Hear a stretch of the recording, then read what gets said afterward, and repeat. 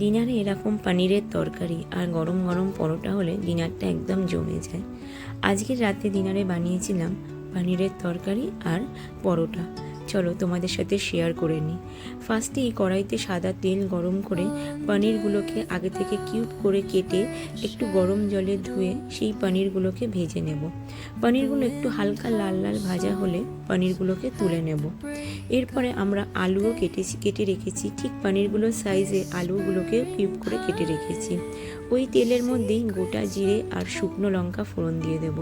তারপরেই দিয়ে দেবো আগে থেকে কেটে রাখা আলুগুলো একটু তেলে ভেজে নেব। এরপরে কয়েকটা গুঁড়ো মশলা নেব, নুন, হলুদ, লঙ্কার গুঁড়ো, চিনি, অল্প জিরে গুঁড়ো আর কাঁচা লঙ্কা। গুঁড়ো মশলাগুলোকে একটু জল দিয়ে খুব ভালো করে মিক্স করে নেব।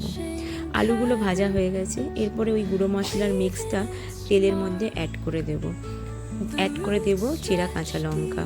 এরপরে খুব ভালো করে মশলার সাথে আলুগুলোকে মিক্স করে নেব। ততক্ষণ ধরে আমরা মশলাটাকে কষিয়ে নেব যতক্ষণ ধরে দেখব তেল না ছেড়ে আসছে। এরপরে দেখো মশলাটা একটু ফুটছে এবং তেল দেখো ছেড়ে এসেছে। এদিকে আমরা একটু কাজু বাদাম পেস্ট করে রেখেছি, সেই কাজু বাদাম পেস্টটা এরপরে অ্যাড করে দেব আর খুব ভালো করে নাড়িয়ে চাড়িয়ে নেব। আমরা একটু জল গরম করে রেখেছি আগে থেকে, একটু জল অ্যাড করতে হবে।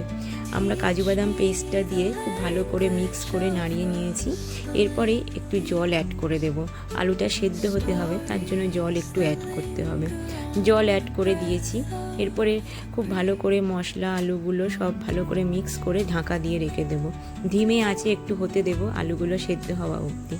আলু সেদ্ধ হয়ে গেলে ঢাকনা খুলে আগে থেকে ভেজে রাখা পনিরগুলো অ্যাড করে দেব। পনিরগুলোকে একটু ভালো করে মিক্স করে নিলাম। এরপরে দিয়ে দেব গরম মশলা গুঁড়ো আর অল্প করে বাটার। ব্যাস, তাহলেই আমাদের রেডি হয়ে যাবে পনিরের তরকারি। একটু ফুটে গেলেই পনিরের তরকারি রেডি হয়ে যাবে। পনিরের তরকারি রেডি হয়ে গেছে। ওদিকে আটা মেখে রেখেছিলাম, আটা মেখে লেচি করে নিয়েছি। ব্যাস, তারপরেই চাটুর মধ্যে গরম গরম পরোটা ভেজে নিলাম। পরোটাগুলোকে একটু ক্রিস্পি করে খাস্তা খাস্তা পরোটা ভেজেছি। এই খাস্তা পরোটার সাথে আর ওই পনিরের তরকারি জমে গেছে।